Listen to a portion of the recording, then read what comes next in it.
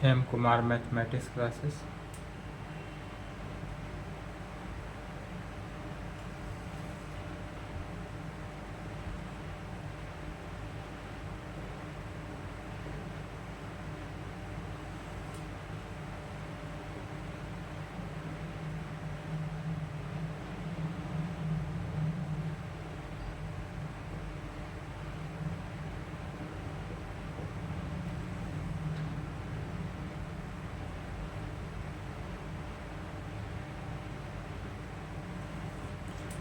Lecture 2 paper 7 group A. Paper 7 group A में क्या है? मैकेनिक्स। मैकेनिक्स का है या डायनेमिक्स है। इसमें डेफिनेशन एंड रिजल्ट हो चुका था पिछले क्लास में। पहले डेफिनेशन एंड रिजल्ट देख लेंगे, उसके आगे ही थ्योरम देखेंगे। ठीक है,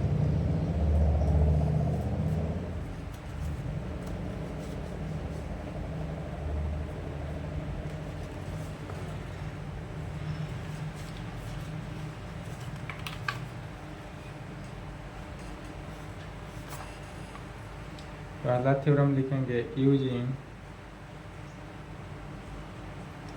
डी'एलेम्बर्ट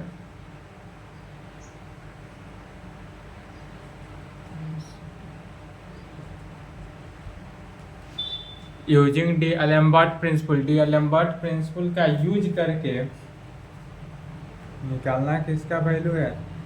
तो find general equation of motion of a rigid body of a rigid body. या कभी कभी इसी थ्योरम को इस प्रकार से पूछता है direct, find general equation of motion of a rigid body of a rigid body. तो इस प्रकार से कहे using D'Alembert principle find general equation of a motion of a rigid body. या नहीं तो सिंपली भी कहे कि find general equation of motion of a rigid body, तो बात सेम हुआ। और यह थ्योरम बीयू में 8, 10, 14, 16, 18, 19, 22, 24 के लिए इम्पोर्टेंट है। 22 में पूछा हुआ थ्योरम है, इसलिए 24 के लिए इम्पोर्टेंट है। देख कर देंगे। तो चलिए इसका सॉल्यूशन देखते हैं क्या कह रहा है। क्वेश्चन को समझना। क्वेश्चन कह रहा है निकालना किसका वैल्यू है? तो find general equation of motion of a rigid body. यदि कोई हमारे पास रिजिड बॉडी, यदि कोई यह मान लेते हैं कि यह कोई रिजिड बॉडी है, तो इस यह क्या है? Rigid body. तो हम इस पूरे रिजिड बॉडी का मोशन निकालते हैं, इक्वेशन ऑफ मोशन। तो इक्वेशन ऑफ मोशन डेफिनेशन में बताया गया है, तो वही इक्वेशन ऑफ मोशन का जो डेफिनेशन लिखाए थे उसी का यूज कर लेना है और इसका निकल जाएगा क्या? इक्वेशन ऑफ मोशन किस पर? जनरल इक्वेशन निकलेगा इसका। और यह किस पर निकल रहा है? तो रिजिड बॉडी पे। और यह जो निकलेगा वह रिजिड बॉडी पे। तो सबसे पहले जो दिया हुआ है उसको लिखते हैं। कहेंगे let rigid body is and motion under the action of external force पर। यह जो कार्य करता है जितना भी यहाँ पर दिया हुआ है यूजिंग डी'एलेम्बर्ट प्रिंसिपल, यहाँ पर डी'एलेम्बर्ट प्रिंसिपल को भी यूज करना है। तो फोर्स को कितने 2 भागों में बांटा गया था। फोर्स को टोटल 2 भागों में बांटा गया था। एक था सेकेंड वाला क्या था? इम्प्रेस्ड फोर्स का है, या इसी का नाम हो जाता है क्या? एक्सटर्नल फोर्स या external.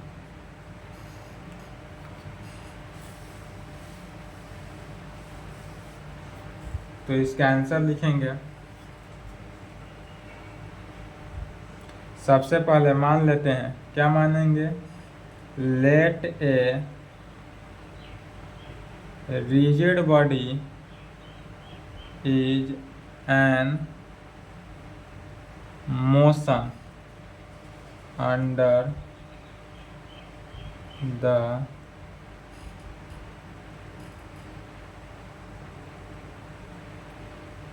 Action of external force. माना गया let a rigid body is an motion under the action of external force पे हो रहा है, और यह जो होगा एट एनी टाइम, और यह एनी टाइम पर, एट एनी टाइम किसी भी टाइम पर यह फोर्स होगा। कब? तब मान लेते हैं let vector R be the position vector. यदि वेक्टर आर को क्या मान लेते हैं, position vector of a particle, of a particle of a particle of mass m, या जो है पार्टिकल ऑफ मास किसका, m का, ऑन कहाँ पर, रिजिड बॉडी पर, on rigid body, and let vector p be the external force acting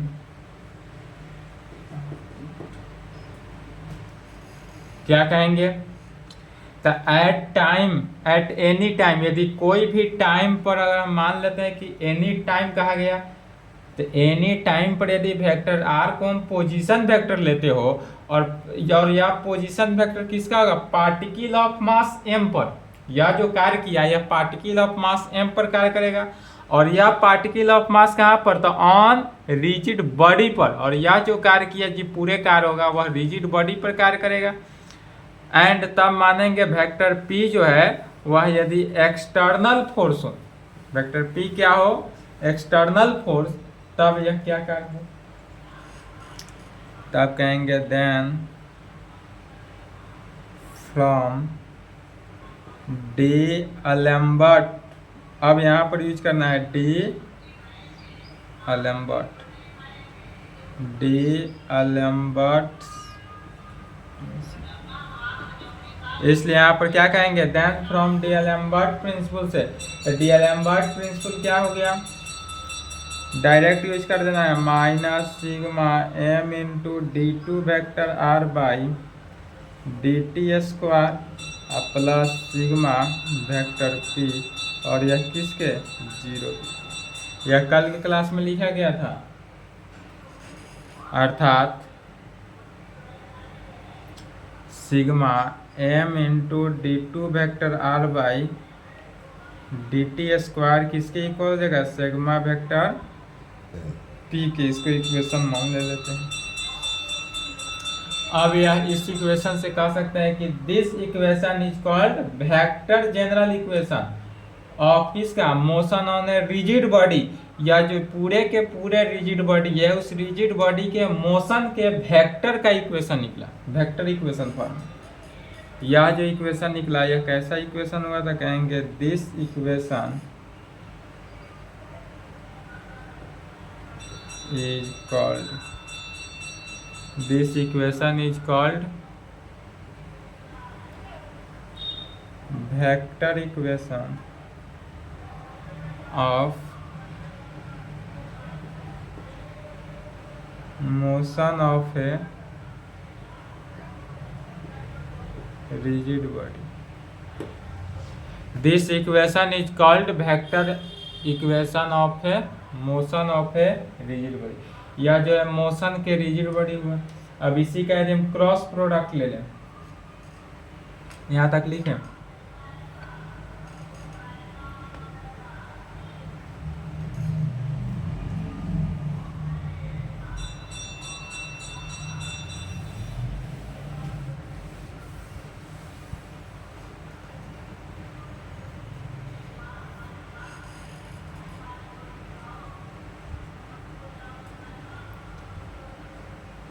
taking cross product by vector r in both sides of taking cross product by vector r, vector r के साथ cross product ले लेते हैं कहाँ पर, in equation 1 में दोनों तरफ, तब क्या प्राप्त होता है, तो सिग्मा एम तो है ही, अब इसमें वेक्टर आर क्रॉस प्रोडक्ट लिए तो vector r cross d2 vector r by D T square, और यह is equal to right side भी क्रॉस प्रोडक्ट लेते हैं तो sigma vector r cross vector p, इसको इक्वेशन या vector r cross vector p में लिया गया। और यह जो इक्वेशन प्राप्त हुआ क्रॉस प्रोडक्ट लेने के बाद, इस इक्वेशन का नाम हो जाता है मोमेंट वेक्टर इक्वेशन। हमेशा याद रखेंगे यह इक्वेशन कैसा इक्वेशन हुआ, वेक्टर इक्वेशन हुआ, डीएलएम्बर्ट प्रिंसिपल का यूज किए तो। और यह इक्वेशन कैसा इक्वेशन हुआ, मोमेंट इक्वेशन हुआ, मोमेंट वेक्टर इक्वेशन। कहेंगे दिस इक्वेशन is called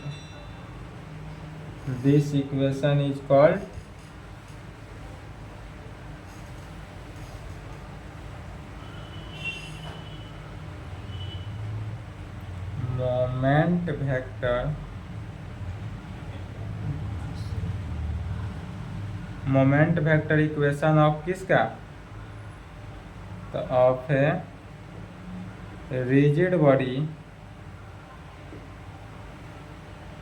या जो रिजिड बॉडी है उस रिजिड बॉडी का मोमेंट का वेक्टर इक्वेशन निकला। अब इससे क्या करेंगे, इसको कन्वर्ट करना है स्केलर फॉर्म में, तो सबसे पहले इक्वेशन 1 को लिख लेते हैं, इसका आगे यूज होगा तो sigma m d2 vector r by D T square is equal to sigma vector p, यह इक्वेशन 1 हो गया। अब इस इक्वेशन को कन्वर्ट कहाँ करना है, टू कन्वर्ट कर देंगे इसको कहाँ पे, या तो वेक्टर इक्वेशन निकल गया, मोमेंट ऑफ इक्वेशन निकल गया, अब इसको स्केलर में कन्वर्ट करते हैं, स्केलर फॉर्म में, तो कहेंगे to convert it into scalar form. यदि हम इसको स्केलर फॉर्म में कन्वर्ट करते हैं तो स्केलर फॉर्म में क्या होता है, लेट मान लेते हैं यदि vector r is equal to कितना, x i plus y j plus z k, यदि हम वेक्टर r को मान लिए, let vector r is equal to कितना, एक्स आई वाई जे जेड के, इसी को t के रेस्पेक्ट में क्या करते हैं, डिफरेंशिएट करते हैं, तो differentiating with respect to t in both side, t के रेस्पेक्ट में डिफरेंशिएट कर दिए, दोनों तरफ करेंगे, तो लेफ्ट साइड इन 2 टाइम्स, बोथ साइड इन 2 टाइम्स, 2 बार डिफरेंशिएट करता है ताकि यह एक्सीलरेशन के फॉर्म में आ जाए, तो 2 टाइम डिफरेंशिएट किए थे, क्या हो गया, left side d2 vector r by D T square plus is equal to, 2 time differentiate किया था, d2 vector r by D T square हो गया, राइट हैंड साइड क्या हो गया, d2 x by D T square i plus d2 y by D T square j plus d2 z by D T square k, और इसको equation आगे ले लेंगे, 4 मान लेते हैं। फिर कहेंगे इफ यदि capital X capital Y capital Z be the component of external force parallel to coordinate axis.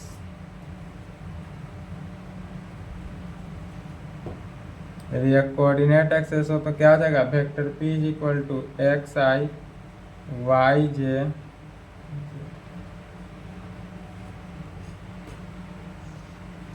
यह वेक्टर p का वैल्यू क्या हुआ, एक्स आई वाई जे जेड के।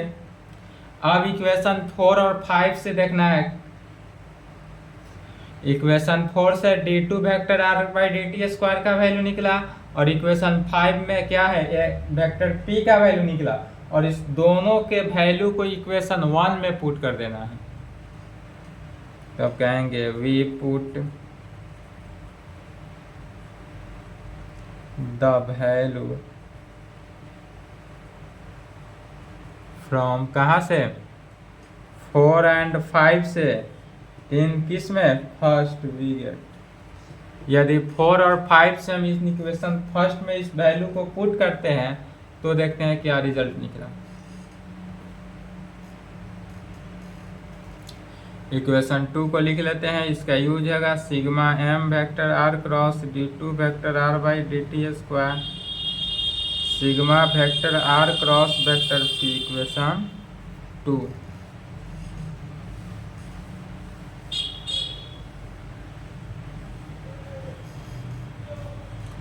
अब इस वैल्यू को तो इक्वेशन 1 से रखना है। इक्वेशन 1 में क्या हो गया, सिग्मा m या sigma m n to d2 vector r by D T square का वैल्यू पूरा। इक्वेशन 4 से क्या हो गया, तो d2 x by D T square I plus d2 y by D T square J plus d2 z by D T square के,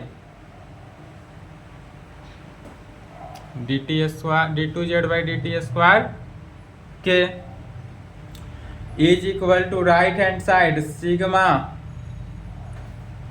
vector p का वैल्यू, यहाँ से इक्वेशन 1 में वेक्टर p है, तो वेक्टर p का वैल्यू क्या हो गया कैपिटल में, तो x i plus y j plus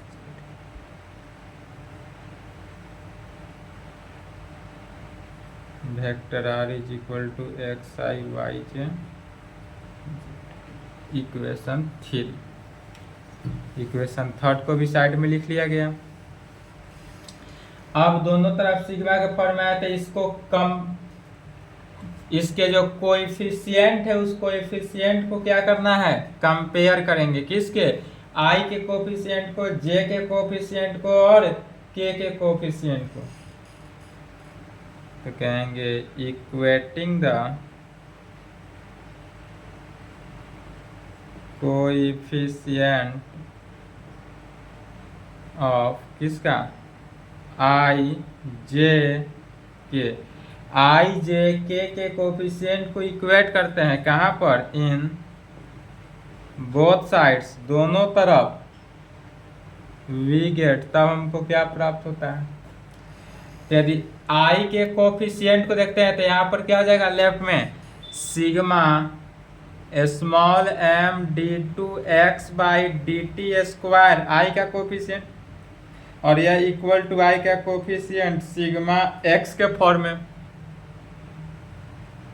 फिर j का कोएफिशिएंट देखा जाए तो sigma m d2 y by D T square is equal to sigma y and sigma m into d two z by D T square को देखा जाए तो यह सिग्मा z के इक्वल। यही हम कंपेयर किए।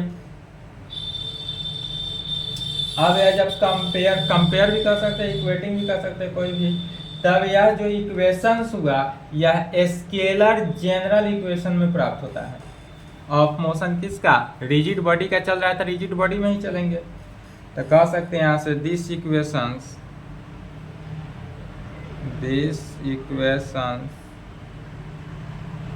Are called scalar general equation of motion of a rigid body, of motion of a rigid body. क्या क्या है? This equations are called scalar general equation of motion of a rigid body. या जो है motion of a rigid body का general equation निकला। अब पुनः क्या करना है, यहां तक आने के बाद अब इक्वेशन 3, 4, 5 से जो वैल्यू है वो वैल्यू सभी को पुट करना है कहां पर, इन इक्वेशन 2 में। तो d2 vector r by dt square का वैल्यू तो यह है ही, इसको भी पुट करना है। चलिए लिखे तो लेफ्ट साइड ही मिटाएंगे, यहाँ पर लिखे यही साइड मिटाएंगे, left side.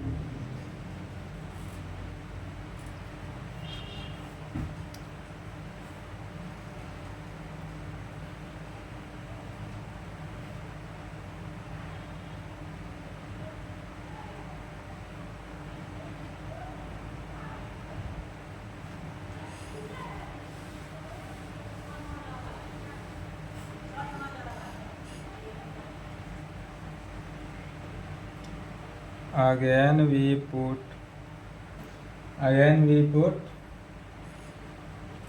the values from कहाँ से 3, 4 and 5 into v इक्वेशन 2 में। इक्वेशन 2 है यहाँ पर सिग्मा m वेक्टर r, तो वेक्टर r यहाँ पर दिया हुआ था 5 से, तो sigma m into vector r की जगह पर क्या है, small x I Y j is into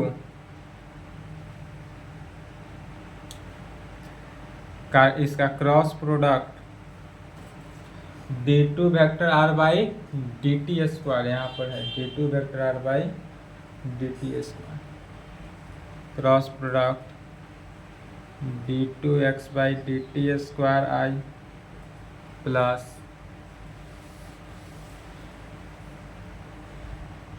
d2y by dt square J plus d2z by dt square, और यह सब इक्वल किसके हो जाएगा, सिग्मा वेक्टर r का प्रोडक्ट ऑफ वेक्टर p के is equal to sigma vector r के जगह पर हो गया एक्स आई वाई जे Z k Cartesian product vector p कितना है, एक्स आई वाई जे। अब इसी को क्या कर देना है, सॉल्व कर लेना है, आंसर आ जाएगा।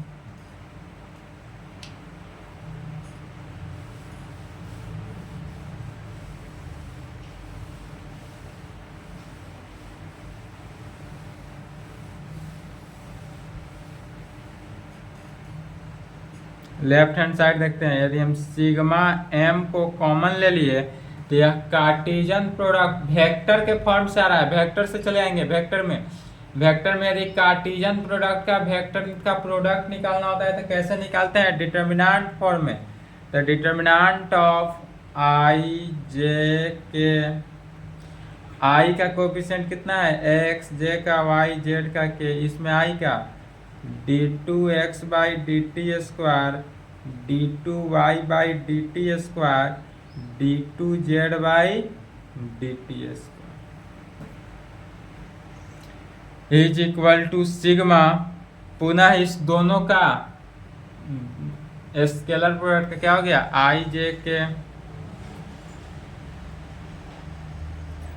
X y z, capital X capital Y capital Z. अब इसके कोएफिशिएंट को पुनः इक्वेट कर देना है, किसका कोएफिशिएंट, आई जे एंड के का कोएफिशिएंट, या चाहे तो एक लाइन में सॉल्व भी करके इक्वेट कर सकते हैं। यदि इसको हम सॉल्व करें तो सिग्मा m सॉल्व ना करके डायरेक्ट इक्वेट कर देना है, equating the coefficient of I, J and K in both। दोनों तरफ हम इसका इक्वेट करना है। तो आई देखेंगे तो आई को छोड़े तो क्या बनेगा, सिग्मा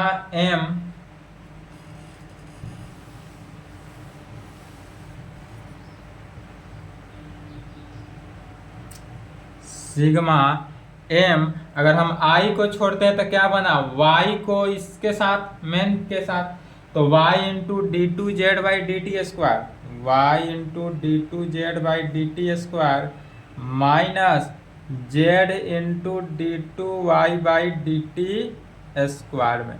और यह इज इक्वल टू किसके इक्वल होगा, तो इधर सिग्मा आई के साथ कंपेयर किया जा रहा था, आई को छोड़े तो y z minus small y capital Z minus small z है कैपिटल वाई। यही इक्वेट हुआ, कंपेयर किया जा रहा है, मैंने यहाँ क्या कर रहे हैं, डिटर्मिनेंट्स को सॉल्व कर रहे हैं, इट्स डिटर्मिनेंट को सॉल्व करेंगे वही आंसर आ गया।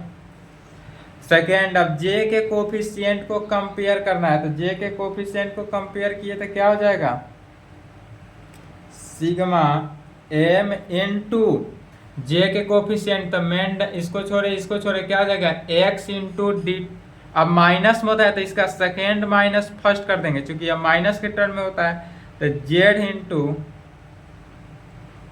D two x by D T square minus x into d two z by D T square. इसका क्यों किए, चूंकि माइनस कॉमन लेकर कैंसिल हो गया, is equal to sigma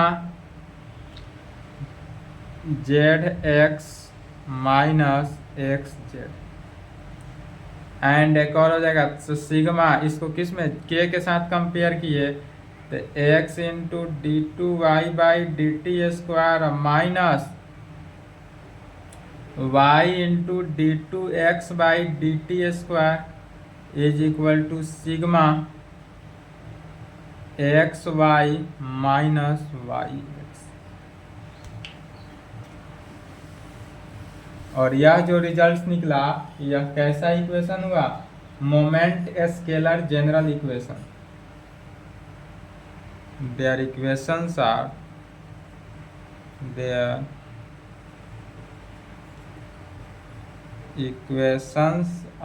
called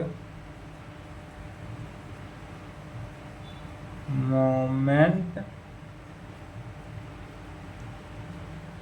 scalar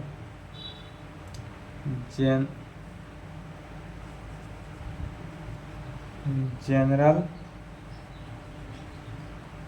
equation of motion of a rigid, यही निकालना था, यही हमारा क्या हुआ आंसर। यह जो इक्वेशन हुआ, यह इक्वेशन कैसा इक्वेशन कहलाया, मोमेंट ऑफ रिजिड बॉडी का इक्वेशन।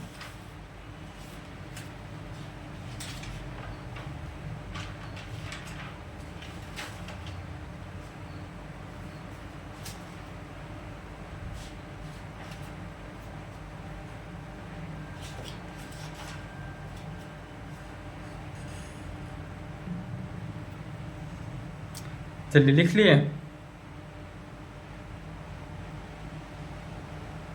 अब इस पर कुछ और डिफिनीशन है, उसको देख लेते हैं।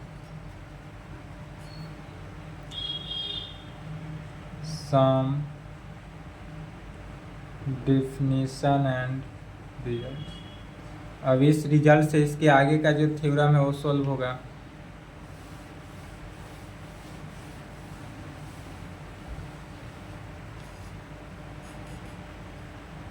पहला डिफिनीशन किसका, position vector of centroid, position vector of centroid of rigid body. यदि कोई पोजीशन वेक्टर निकालना हो, क्वेश्चन ऐसा हो कि position vector of centroid of a rigid body, किसी भी सेंट्रोइड का पोजीशन वेक्टर निकालना है और वो सेंट्रोइड जो होगा वह किस फॉर्म में होगा, रिजिड बॉडी के केस में। जैसे मान रिजिड बॉडी के अंदर है, मान लेते हैं यदि यहाँ पर कोई पोजीशन वेक्टर P ले लेते हैं, या P जो है वह पोजीशन वेक्टर हुआ, इस पोजीशन वेक्टर P को वेक्टर R से डिनोट करते हैं, तो पोजीशन वेक्टर P हुआ।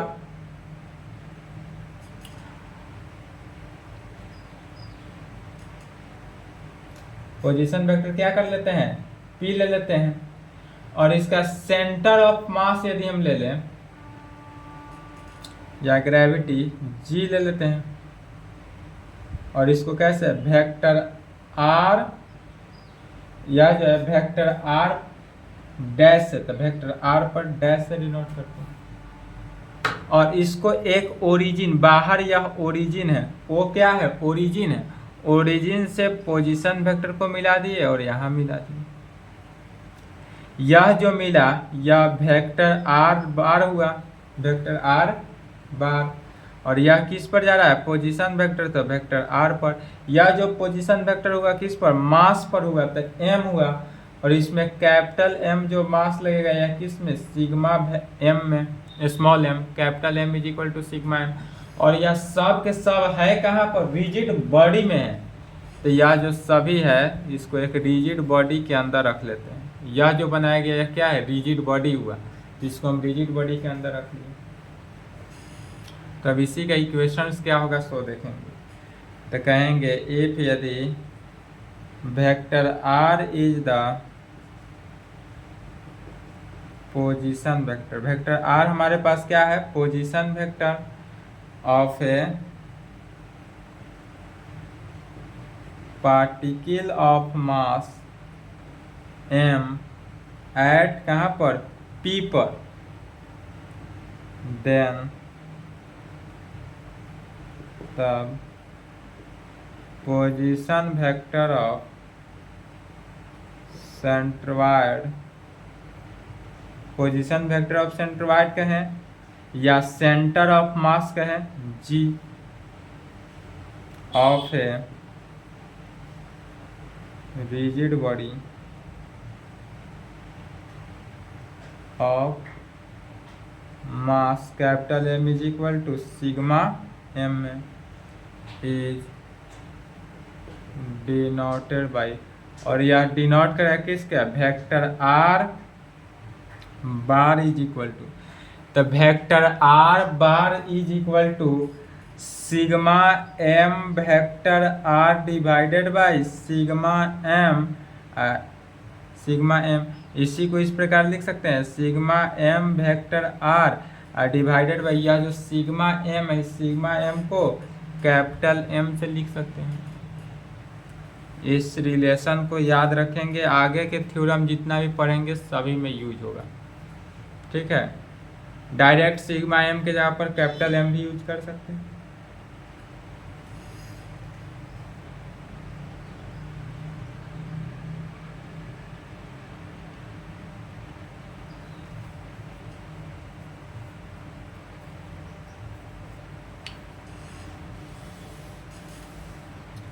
दिस इम्प्लाइड क्या कहा जा सकता है, यदि हम यहाँ पर ऐसे ले लें sigma M vector R is equal to M vector R, M vector R, अर्थात this implied sigma M D vector R by D t M into D vector R by D t and sigma M D 2 vector R by D T square is equal to M D2 vector R by D T square.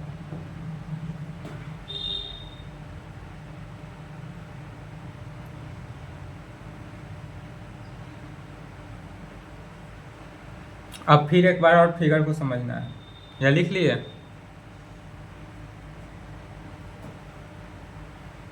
अब यदि कहें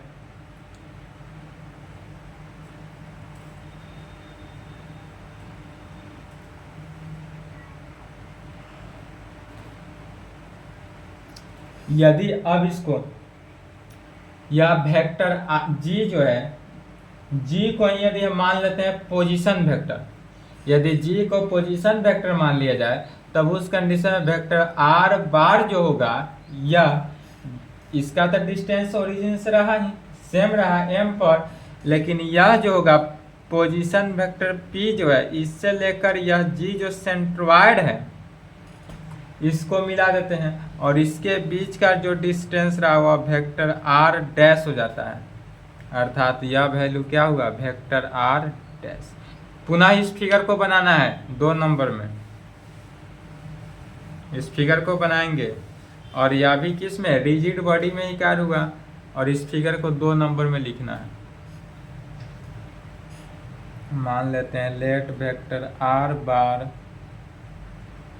बार be the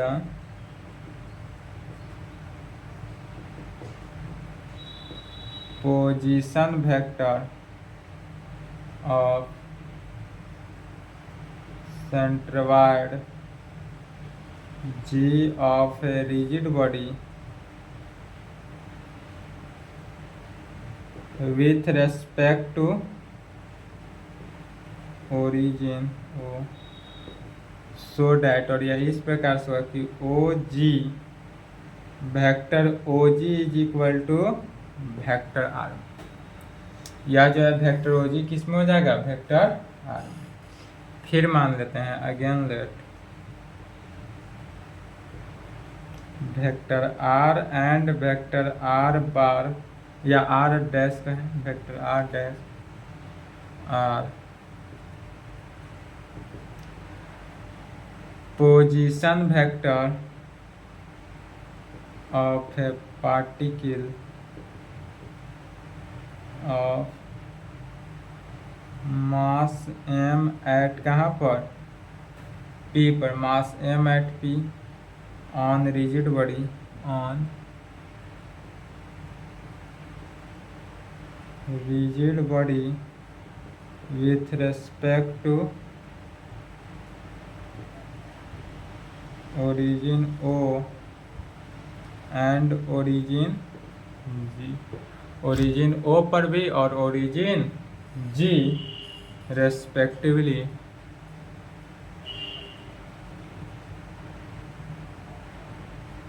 सोड है।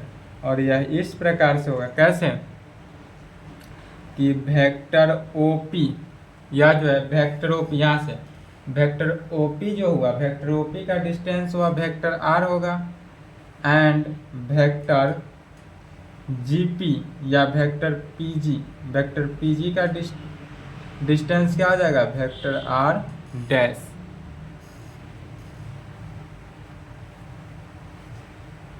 अब यहाँ से triangle बना कैसा OPG, तो इन ट्रायंगल OPG में यदि देखते हैं एडिशन ऑफ वेक्टर से, तो एडिशन ऑफ वेक्टर से क्या आ जाएगा वेक्टर OPG में, तो वेक्टर OPG में क्या कंडीशन हुआ, तो वेक्टर OP जो है यदि इसको क्या मान लेते हैं कर्ण, तो कर्ण इज इक्वल टू लंब प्लस बेस, तो क्या हो जाएगा vector OP is equal to vector OG plus vector PG.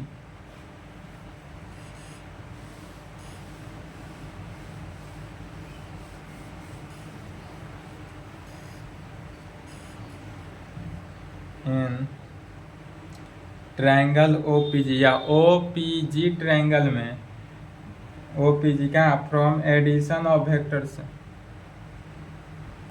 From addition of vectors, यह जो है एडिशन ऑफ वेक्टर्स लिखे तो vector OP is equal to vector OP is equal to vector OG plus vector ji,